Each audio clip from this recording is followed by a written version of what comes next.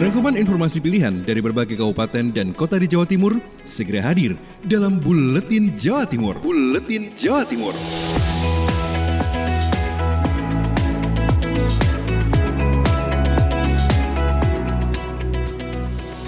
Halo, salam jumpa sahabat. Kembali hadir Buletin Jawa Timur untuk edisi hari ini, Rabu 8 Juli 2020, bersama saya Yuli Anissa. Dari Suara Kota Probolinggo, ada Devi Aprilia mengabarkan, draft SOP dan perwali new normal Kota Probolinggo mulai dibahas. Pemerintah Kota Probolinggo bersama jajaran TNI Polri, Kejaksaan dan Pengadilan Negeri serta stakeholder terkait menggelar rapat membahas draft SOP dan perwali new normal atau transisi kebiasaan baru di Kota Probolinggo. Dalam rapat menyusun regulasi yang dipimpin oleh Wakil Wali Kota Muhammad Sofi Subri untuk mengajak stakeholder yang ada di Kota Probolinggo agar bisa mewarnai dan mengawal kebijakan new normal. Rapat awal ini disepakati akan dilanjutkan dengan rapat berikutnya yang lebih detail. Draft yang dirumuskan masih akan dipelajari untuk kemudian dikoreksi bersama. Dengan penyusunan draft regulasi new normal, pemerintah ingin menyegarkan berbagai kegiatan seperti kegiatan kesehatan, pendidikan, ekonomi, dan sebagainya di tengah pandemi COVID. Wawali Subri menegaskan sebelum menerapkan new normal, pemerintah Kota Probolinggo harus menyusun regulasi mengacu pada kondisi real di lapangan. Ia berharap pertengahan Juli draft perwali sudah clear semua. Ia juga meminta kepada masyarakat agar bersiap untuk terus mengedepankan kedisiplinan dalam menerapkan protokol kesehatan dalam beraktivitas. Devi Aprilia, Suara Kota Probolinggo. Disusul ada Sofia Latif dari Suara Pasuruan. Pemkab Pasuruan gratiskan biaya rapid test bagi ribuan calon mahasiswa peserta UTBK SBMPTN asal Kabupaten Pasuruan. Pemerintah Kabupaten Pasuruan menggratiskan pelaksanaan rapid test bagi ribuan calon mahasiswa asal Kabupaten Pasuruan yang mengikuti UTBK, ujian tulis berbasis komputer SBMPTN, seleksi bersama masuk perguruan tinggi negeri mulai 5 hingga 14 Juli 2020 mendatang. Itu yang dikatakan Anang Saifulijaya, Wakil Sekretaris Gugus Tugas Percepatan Penanganan COVID-19 Kabupaten Pasuruan kepada Emil Akbar, reporter Suara Pasuruan. Dalam rangka memfasilitasi kepentingan daripada calon mahasiswa yang akan mengikuti seleksi di perguruan tinggi, itu namanya UTBK, ujian tulis berbasis komputer, maka dipersyaratkan oleh Dirjen Dikti bahwa setiap mahasiswa yang akan mengikuti UTBK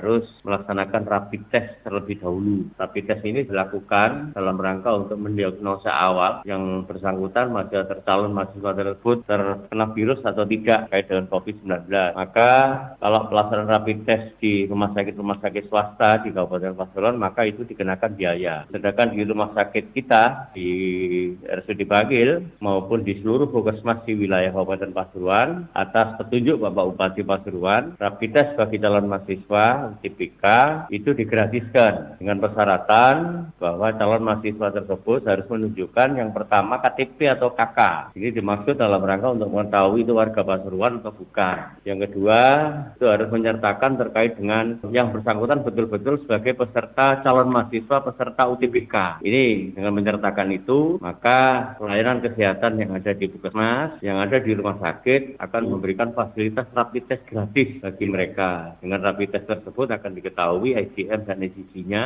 Yang kedua, tentunya kalau itu pun reaktif maupun non-reaktif, itu nanti mereka akan sudah mendapatkan surat keterangan dari hasil cek rapid tersebut. Sofia Latif, Suara Pasuruan. Pasien OTG di gedung isolasi MPP telah capai 86 orang, diantaranya 50 laki-laki dan 36 perempuan.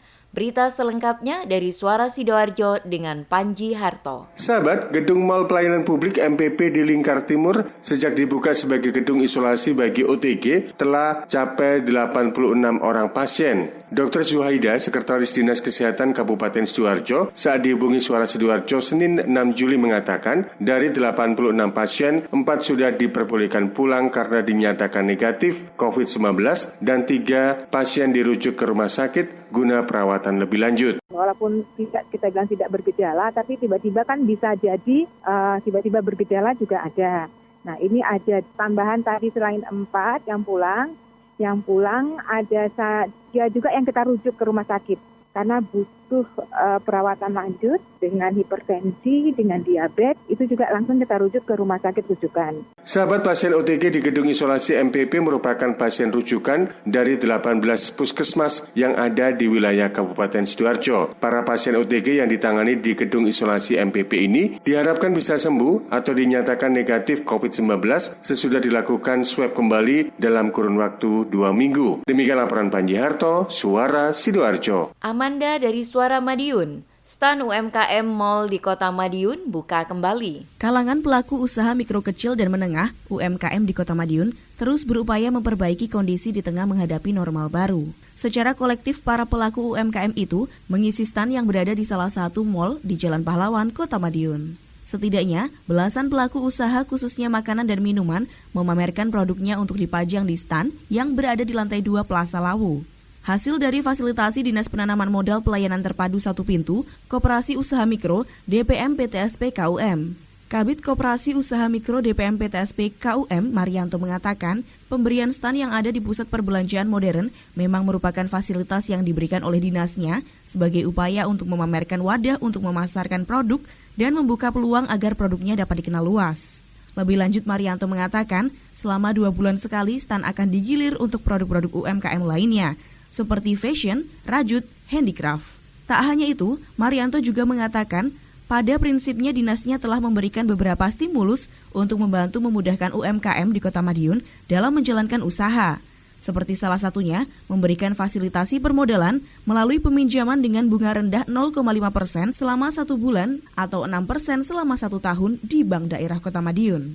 Amanda, Suara Madiun. Ninda Alivia dari Persada FM, tahapan Pilkada 2020 di Kabupaten Blitar menuju persiapan pemutakhiran data. Sejak 15 Juni 2020, tahapan Pilkada 2020 di Kabupaten Blitar sudah dimulai, seperti pelantikan panitia pemilihan suara atau PPS sampai dengan pembentukan petugas pemutakhiran data pemilih atau PPDP. Komisioner KPU Kabupaten Blitar Divisi Teknis dan Penyelenggaraan Nikmatus Solikah mengatakan, tahapan Pilkada 2020 saat ini sudah menuju persiapan pemutakhiran data pemilih. Rapat koordinasi antara KPU dengan bagian data panitia pemilihan kecamatan atau PPK se-Kabupaten Blitar juga sudah dilaksanakan. Rakor itu membahas finalisasi data sebelum diturunkan menjadi data pemilih, hasil pencocokan dan penelitian atau AKWK oleh PPDP. Ia menjelaskan saat ini per kecamatan sudah menerima data pembagian TPS. Pencocokan dan penelitian data sendiri akan dimulai pada 15 Juli 2020 mendatang. Saat ini kita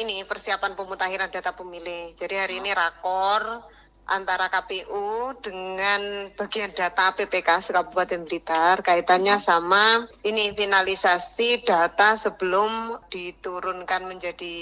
Nikmatus memastikan semua petugas sudah diminta untuk menerapkan protokol kesehatan dalam menjalankan tugasnya. Hal ini sebagai jaminan keselamatan untuk penyelenggaraan Pilkada 9 Desember 2020 mendatang. Ninda Alivia, Radio Persada FM Blitar. Ada Akmal Mustafa dari Suara Ngawi. Prosesi jamasan pusaka dalam rangka Hari Jadi Ngawi tetap berjalan dengan protokol kesehatan. Dalam rangka Hari Jadi Kabupaten Ngawi ke-662, jamasan pusaka menjadi tradisi atau budaya yang dilaksanakan menjelang Hari Jadi Kabupaten Ngawi dengan tujuan untuk mensucikan atau menjamas pusaka serta mengenang sejarah Kabupaten Ngawi. Budi Sulistiono-Karang Bupati Ngawi mengatakan kegiatan jamasan pusaka tidak bisa terhindari. Maka dari itu kegiatan ini dilaksanakan dengan protokol kesehatan. Pusaka ini setiap tahun menjelang hari jadi, hari hayat. Lalu kita sucikan atau kita jamas. Ritual ini tidak bisa kita hindari, akan tetapi protokol kesehatan harus tetap kita lakukan, kita laksanakan sehingga dua-duanya kena. Protokolnya kesehatan kena, kemudian sebagai kewajiban kita menjaga tradisi, menjaga budaya tetap terjaga. Kanang berharap tradisi atau budaya zaman dahulu tetap bisa dilaksanakan dan kita semua bisa mengenang kembali awal mula Kabupaten Ngawi dibentuk.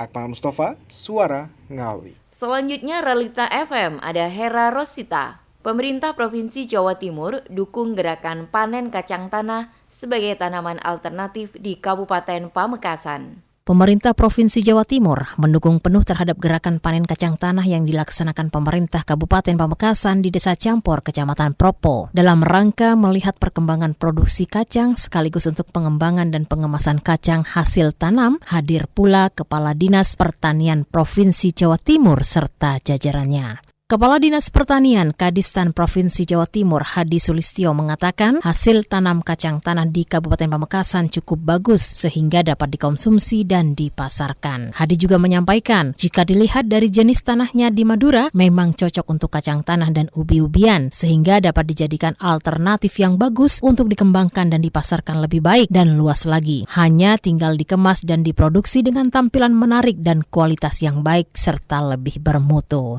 Hadi menambahkan, jika sebelumnya pemerintah hanya fokus di hulunya saja, namun saat ini agar lebih fokus dan berpikir pada hilirnya, yakni pasca panen dan marketingnya, sehingga dapat menghasilkan nilai jual yang tinggi dan petani mendapatkan nilai tambah dari fokus baru yang diterapkan. Kita melakukan gerakan panen kacang tanah yang kita lihat tadi dengan hasil yang bagus untuk bisa dikonsumsi dan dipasarkan. Perlu diketahui kacang tanah ini merupakan alternatif untuk dikembangkan terutama di Madura yang airnya terbatas dan tanahnya lebih cocok saya kira untuk kacang tanah dan umbian. Ini perlu diketahui sekarang ini kita harus lebih fokus ke hilir untuk membantu bagaimana meningkatkan nilai tambah petani. Hera Rosita, Ralita FM. Ersal Nganjuk mengabarkan, siapkan set plan kawasan industri selengkapnya bersama Agustin Merdekawati. Pengembangan kawasan industri Nganjuk atau KING yang terus diolah oleh Pemkab Nganjuk, yang saat ini Dinas Pekerjaan Umum dan Penataan Ruang atau PUPR tengah menyiapkan master plan atau rencana induk dan site plan atau rencana tapak kawasan yang tersebar di sejumlah kecamatan tersebut. Kepala Dinas PUPR Nganjuk Gunawan Widagdo mengatakan, jika master plan dan site plan KING sudah selesai, Pemkab akan lebih mudah menawarkan KING kepada investor, yakni di mana site plan dan master plan bahan jualan Pemkab kepada investor. Diungkapkan Gunawan, pengembangan KING bertujuan untuk mengembangkan ekonomi dan penyerapan tenaga kerja. Meski demikian, di kawasan tersebut Pemkab diharapkan bisa ikut andil mengelola. Dengan cara, hal tersebut bisa dilakukan oleh Badan Usaha Milik Daerah atau BUMD, di mana saat ini di Nganjuk hanya ada 2 BUMD, yakni PDAM dan Perusahaan Daerah atau Perusda Aneka Usaha. Dari Agustin Merdekawati, Suara Anjuk Ladang Nganjuk. Mega Kristi dari RGR FM Tulungagung. Penyerahan LHP dari BPK RI Jawa Timur tahun 2020. Pemerintah Kabupaten Tulung Agung melaksanakan video conference atau VidCon bersama Badan Pemeriksa Keuangan Republik Indonesia BPK RI Jawa Timur tentang penyerahan laporan hasil pemeriksaan LHP tahun anggaran 2019 yang dilaksanakan di Pendopo Kongasarum Kusumaning Bongso. Hadir dalam kegiatan tersebut Bupati Tulung Agung Dr. Andes Marioto Birowo MM beserta Forkopimda. Dalam laporan hasil pemeriksaan tersebut disebutkan bahwa pemerintah Kabupaten Tulung Agung mendapatkan predikat wajar tanpa pengecualian atau WTP. Bupati Tulung Agung mewakili pemerintah Kabupaten Tulung Agung mengucapkan terima kasih yang sebesar-besarnya kepada BPK Perwakilan Provinsi Jawa Timur beserta jajarannya yang telah memberikan kepercayaan kepada pemerintah Kabupaten Tulung Agung dan telah memberikan opini wajar tanpa pengecualian WTP atas pengelolaan keuangan pemerintahan daerah tahun anggaran 2019 serta berterima kasih atas kerjasama yang telah terbina dengan baik selama ini dan untuk masa mendatang berharap akan lebih baik lagi. Saya Mega Kristi, 90,1 RGR FM Tulungagung. Ada Rifano Kusnadi dari Mahardika FM Blitar. Pemerintah Kota Blitar lakukan monitoring penyaluran bantuan sosial tunai Kecamatan Kepanjen Kidul dan Kecamatan Sukorejo. Wali Kota Blitar bersama Kepala Dinas Sosial Kota Blitar kembali menyalurkan bantuan sosial tunai atau BST tahap 3 di wilayah Kecamatan Kepanjen Kidul dan Kecamatan Sukorejo. Santoso, Wali Kota Blitar saat dikonfirmasi mengatakan penyaluran bantuan di tahap 3 ini diupayakan akan selesai sebelum tanggal 15 Juli 2020 untuk 3 wilayah yang ada di Kota Kota Blitar. Total keseluruhan bantuan sosial tunai dari Kementerian Sosial yang disalurkan oleh pemerintah Kota Blitar terdapat 8.000 lebih keluarga penerima manfaat di Kota Blitar. Pembagian bantuan sosial tunai sudah dilakukan sesuai dengan protokol kesehatan dengan penyusunan pengambilan BST secara bergelombang, mewajibkan penerima dengan selalu menggunakan masker dan selalu menerapkan physical distancing. Penyaluran bantuan sosial dari Kementerian Sosial. Ini adalah penyaluran tahap ketiga. Kita lihat masyarakat cukup tertib, selalu memakai masker. Santoso berharap bantuan yang diberikan sebesar 600.000 per kakak yang dicairkan melalui PT Kantor Pos dapat membantu masyarakat selama wabahnya COVID-19 Kota Blitar. Rifano Kusnadi, Mahardika FM. Ari Agustias dari Pradia Suara Tuban. Tak pakai masker, sejumlah pemuda di Tuban dapat sanksi sapu jalan. Satpol PP Kabupaten Tuban memberikan hukuman kepada sejumlah pemuda yang kedapatan tidak memakai masker. Para pemuda itu dihukum membersihkan dan menyapu di pinggir jalan protokol Kota Tuban. Kasatpol PP Tuban Heri Marwanto mengatakan, mereka yang dikenakan sanksi sosial tersebut adalah warga yang tidak menggunakan masker saat di fasilitas umum ataupun tempat umum lainnya. Dijelaskan berdasarkan Perbub nomor 34 tahun 2020, setiap masyarakat wajib menggunakan masker saat berada di luar rumah. Sehingga warga yang kedapatan tidak mengenakan masker akan dikenakan sanksi sosial berupa menyapu jalan raya dan sejenis lainnya. Yang kita kenakan sanksi sosial ini adalah warga yang tidak menggunakan masker saat di fasilitas umum atau di tempat-tempat umum lainnya melanggar Peraturan Bupati nomor 34 tahun 2020. Ya, jadi selain kita berikan sanksi sosial untuk menyapu fasilitas umum, ada juga sanksi sosial yang lain adalah ikut menguburkan jenazah yang terkonfirm corona. Setiap hari lebih dari 20 orang yang kita berikan sanksi untuk melaksanakan kegiatan-kegiatan sosial. Selain itu, sanksi sosial berat lainnya ialah mereka akan diminta ikut memakamkan secara langsung pasien COVID-19. Hal tersebut dilakukan guna memberikan efek jera dan membiasakan aturan wajib masker. Ari Agustias, Pradia Suara Tuban untuk Buletin Jawa Timur. Kevin Chandra dari Suara Gresik. Terapkan protokol kesehatan, tes SKB CPNS diharapkan bisa berlangsung. Pemkab Gresik melalui BKD terus berusaha memberikan pelayanan terbaik untuk masyarakat Gresik, khususnya dalam kepegawaian ASN yang berada di Kabupaten Gresik. BKD Gresik menyiapkan persiapan ujian SKB untuk calon pegawai negeri sipil di Kabupaten Gresik yang sempat tertunda akibat pandemi virus corona. Bapak Bahagio Santoso selaku Kepala Bidang Data Formasi dan Pengembangan BKD mengatakan pihaknya terus berkoordinasi dengan Gas COVID-19 terkait penerapan protokol kesehatan saat pelaksanaan tes berlangsung. BKN juga membuat SE terkait mekanisme lanjutan seleksi CPNS berdasarkan aturan yang dikeluarkan Menteri Kesehatan. SE BKN tersebut nanti akan mengedepankan protokol kesehatan pencegahan penyebaran COVID. Bahagio Santoso juga berharap peserta ujian SKB bisa mempersiapkan diri secara akademis dan kesehatan di tengah pandemi ini agar ujian tetap berjalan dengan lancar. Untuk peserta, dimohon peserta mempersiapkan diri sebaik-baiknya baik dari segi akademis maupun dari segi kesehatan. Mengingat saat ini sedang ada pandemi, dijaga kesehatan sebaik-baiknya, kemudian dipersiapkan apa yang akan diujikan nanti, terutama dipelajari materi-materi yang berhubungan dengan nama jabatannya. Saya Kevin Chandra, Suara Gresik, melaporkan. Pemungkas dari Suara Lumajang ada Bobi Wijayanto. Bupati Lumajang tegaskan ambulan desa diprioritaskan untuk mengudahkan pelayanan kesehatan masyarakat. Thoriqul Haq, Bupati Lumajang menyampaikan bahwa pemanfaatan dan penggunaan ambulan desa telah seharusnya diprioritaskan untuk kepentingan pelayanan kesehatan masyarakat. Ambulan desa ini ambulan yang paling dekat dengan masyarakat berkenaan dengan fasilitas pelayanan kesehatan. Nah, fungsinya tentu bagaimana masyarakat mendapatkan akses kesehatan yang lebih cepat kepada pelayanan kesehatan atau puskesmas atau rumah sakit yang bagi masyarakat itu penting untuk secepatnya ada penanganan kesehatan. Catorik Sapaan Akrab Bupati Lumajang juga menyampaikan bahwa dirinya sangat menyayangkan perihal kejadian yang video terkait salah satu ambulan desa yang disalahgunakan untuk mengangkut hewan ternak.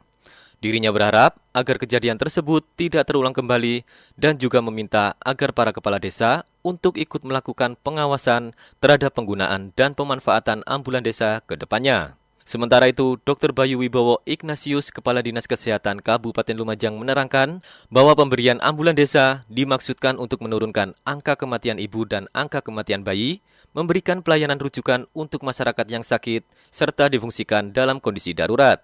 Menurutnya, penggunaan dan pemanfaatan ambulan desa telah diatur dalam petunjuk teknis Dinas Kesehatan Kabupaten Lumajang. Bobi Wijayanto, Suara Lumajang FM, mengabarkan. Demikian sahabat Buletin Jawa Timur untuk edisi kali ini, Rabu 8 Juli 2020.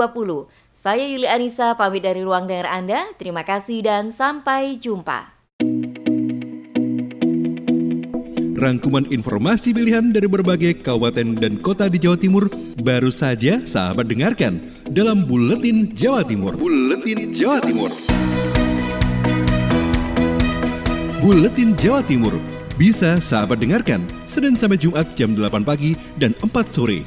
Disiarkan serentak di Lembaga Penyiaran Publik Lokal Suara Sidoarjo, Persada Kabupaten Blitar, Mardika Kota Blitar, Ralita Pamekasan, Suara Sampang, Suara Kota Probolinggo, Suara Lumajang, Suara Pasuruan, Blambangan Banyuwangi, Wika Mojokerto, Suara Gresik, Pradia, Suara Tuban, Malawapati Bojonegoro, Ersal Nganjuk, Suara Madiun, Suara Ngawi, Suara Pacitan, Praja Angkasa Trenggalek, Magetan Indah, dan RGR Tulungagung.